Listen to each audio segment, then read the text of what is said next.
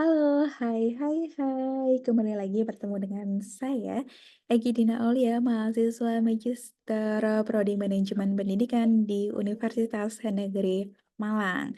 Pada kesempatan kali ini, saya akan berbagi pengalaman saya saat mengikuti program magang mandiri di Balai Besar Guru Penggerak Daerah Istimewa Yogyakarta. Ini kenapa disebut dengan program magang mandiri? Sederhananya, karena magang ini saya lakukan atas inisiatif saya sendiri.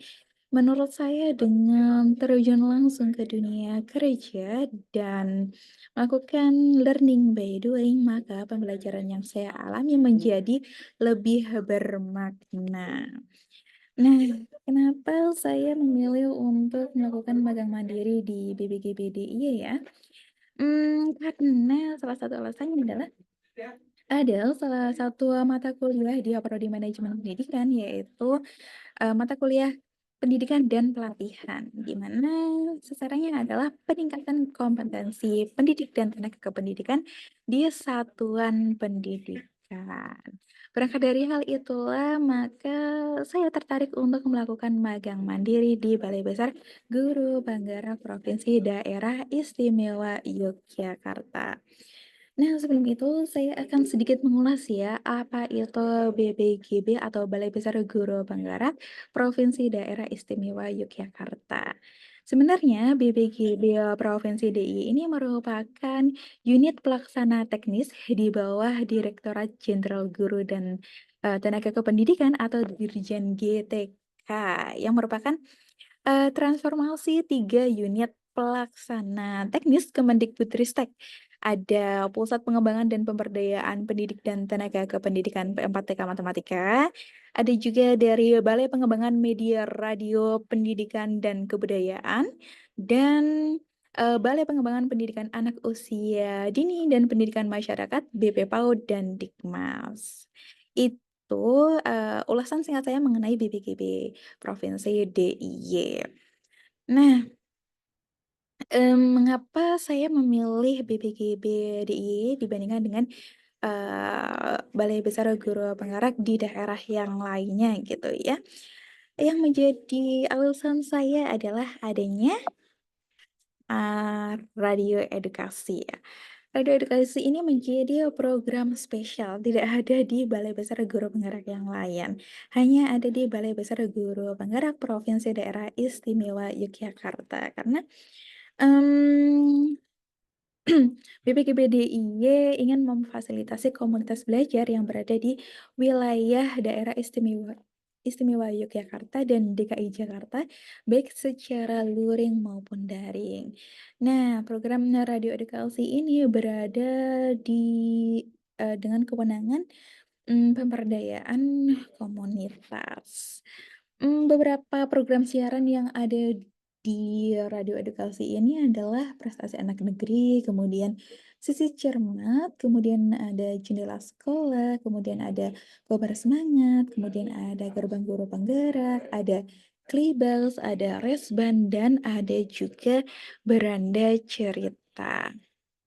Nah, kebetulan sekali saya ditempatkan pada kelompok kerja pemberdayaan komunitas, sehingga program kerja yang saya rancang ini tidak berbeda jauh dengan beberapa siaran atau program kerja di radio edukasi. Nah, selama melakukan magang di kelompok kerja pemberdayaan komunitas, saya menyusun beberapa program kerja. Ada program kerja utama dan program kerja tambahan. Program kerja utama yang pertama adalah berpartisipasi aktif dalam kegiatan bidik ilmu. Saya diberi kesempatan untuk menjadi pemandu acara atau moderator untuk bidik ilmu seri 20, yaitu temanya Ayo Menulis Puisi, dan bidik ilmu seri ke-21 dengan tema Mengenal Pendidikan Inklusif.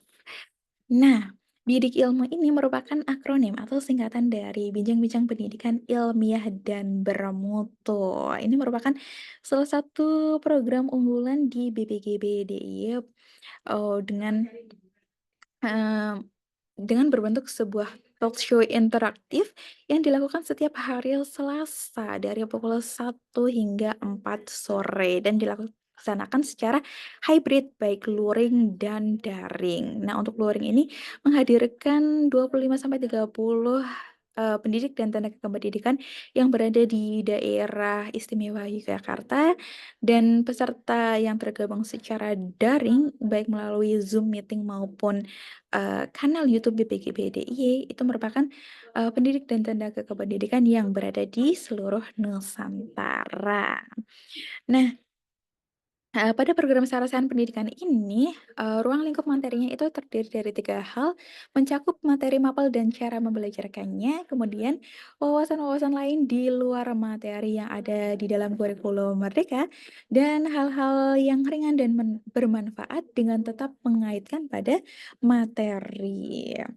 Sebenarnya pada saat menjadi moderator atau pemandu acara program bidik ilmu ini, saya tidak, mengalami hambatan yang berarti. Namun, tantangan yang saya alami adalah, kepercayaan diri, kemudian membangun komunikasi interpersonal, serta spontanitas dalam, ya menanggapi respon dari narasumber dan peserta. Menjadi sebuah tantangan yang harus saya selesaikan.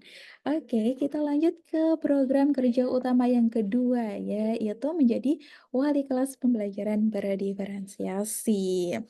Nah, dengan pelatihan pembelajaran berdiferensiasi ini, BPGB itu berusaha untuk memfasilitasi dan mendorong pendidik itu untuk saling belajar dalam ruang kolaborasi dan komunitas belajar dengan pendidik lain dalam hal berbagi pemahaman, pengetahuan, dan keterampilan.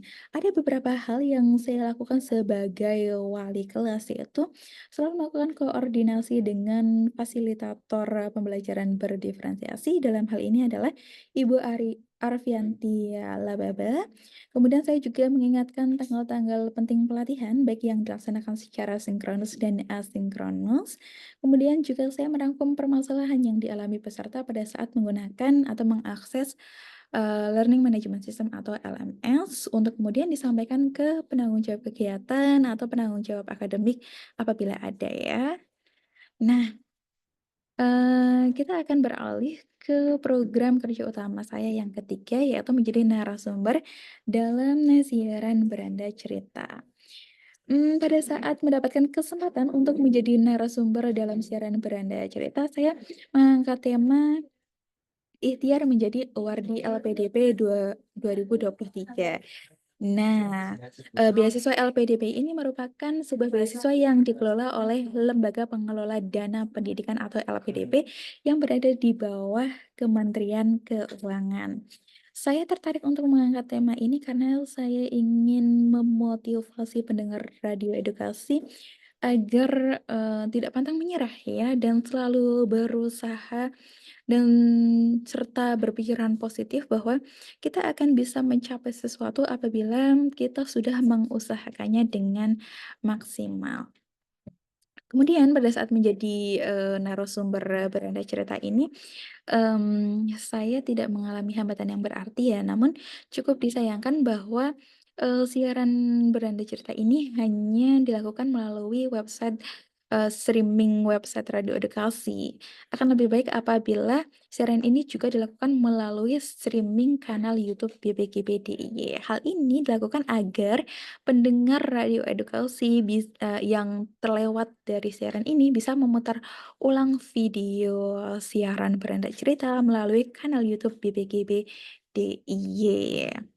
Nah, selain melakukan, program kerja utama, beberapa, kegiatan ini menjadi program kerja tambahan, seperti menjadi pengisi intermezzo radio edukasi, kemudian menjadi moderator, mmm beranda cerita, kemudian saya juga melakukan intermezzo secara individu, kemudian saya melakukan, komunikasi dan koordinasi dengan narasumber program bidik ilmu, dan selalu berkoordinasi dengan fasilitator. Nah, itu saja program kerja tambahan dan program kerja utama selama saya melakukan kegiatan magang mandiri ya. Saya merasa bahwa, setelah melakukan kegiatan magang mandiri ini, saya mendapatkan dampak positif yang begitu besar. Nah, dengan memiliki pengenalan dan pengalaman tentang dunia kerja, namun posisi saya hanya sebagai, mahasiswa magang ini ternyata lebih menguntungkan saya ya, karena saya menjadi lebih terbiasa dengan, beban kerja atau tugas, tenggat waktu, dan etika kerja yang lainnya. Saya juga merasakan bahwa pengetahuan yang saya dapatkan dari prodi manajemen pendidikan ini sangat berkaitan dengan program kerja di Balai Besar Guru Penggerak Provinsi Daerah Istimewa Yogyakarta. Khususnya nih dalam hal peningkatan kompetensi, pendidik dan tenaga kependidikan, serta berfokus pada pembelajaran yang berpusat pada peserta didik. Sebenarnya tugas profesional yang akan saya lakukan setelah lulus kuliah nanti ini, tidak akan jauh, berbeda dengan, apa yang saya lakukan selama magang mandiri ini. Namun, saya mengalami beberapa hambatan seperti manajemen waktu dan energi yang belum cukup baik, sehingga menyebabkan saya memiliki atau merasakan kecemasan yang sedikit, berlebihan. Hal ini cukup mengganggu kegiatan saya saat melakukan magang mandiri, namun berhasil saya kontrol dengan selalu berpikiran positif dan olahraga yang teratur. Namun, secara keseluruhan, program magang mandiri yang telah saya laksanakan ini bisa memberikan dampak yang baik bagi kelompok kerja pemberdayaan komunitas. Hal ini karena program kerja yang saya rancang ini saya sesuaikan dengan program kerja di kelompok kerja pemberdayaan komunitas. Itu aja sharing pengalaman saya saat mengikuti kegiatan program mandiri di Balai Besar Guru Penggerak Provinsi Daerah Istimewa Yogyakarta.